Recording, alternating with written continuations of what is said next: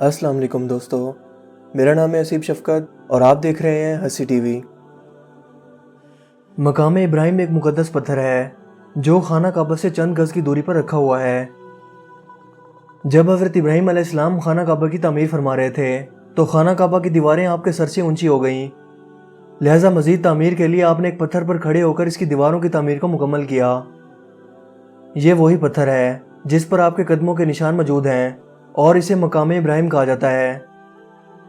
یہ حضرت ابراہیم علیہ السلام کا معجزہ تھا کہ یہ پتھر موم کی طرح نرم ہو گیا اور آپ کے قدموں کا اس پتھر پر بہت گہرا نشان پڑ گیا جو عام طور پر کسی صورت ممکن نہیں۔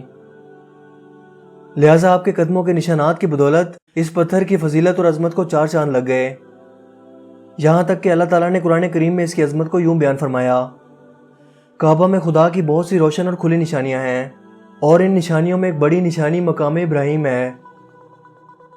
ایک اور جگہ ارشاد فرمایا: اور ابراہیم علیہ السلام کے کھڑے ہونے کی جگہوں کو نماز کا مقام بنا دیا۔ 4000 سال کا طویل عرصہ گزرنے کے باوجود اس بابرکت پتھر پر حضرت ابراہیم علیہ السلام کے قدموں کے نشان بالکل ایسے موجود ہیں جیسے ابھی بنائے گئے ہوں۔ اس طویل عرصہ کے دوران یہ پتھر کھلے آسمان کے نیچے زمین پر رکھا رہا۔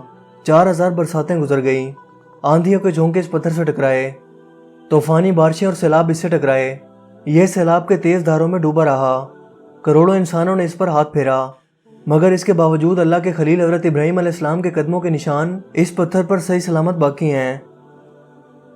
اور یقیناً یہ پتھر اللہ تعالیٰ کی کھلی نشانیوں میں سے ایک ہے۔ اللہ تعالیٰ نے یہ حکم دیا کہ تمام مسلمان میرے گھر خانہ کعبہ کے طواف کے بعد اس پتھر کے پاس 2 رکعت نماز نفل ادا کرو۔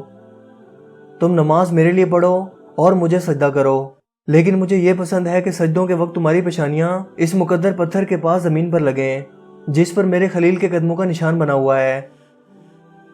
جس جلیل اللہ کے قدموں کے نشان اللہ تعالیٰ کو اتنے محبوب ہیں، ان کی قبر مبارک کی بزرگی اور اس کے تقدس کا کیا عالم ہوگا جہاں آپ کا پورا جسم موجود ہے۔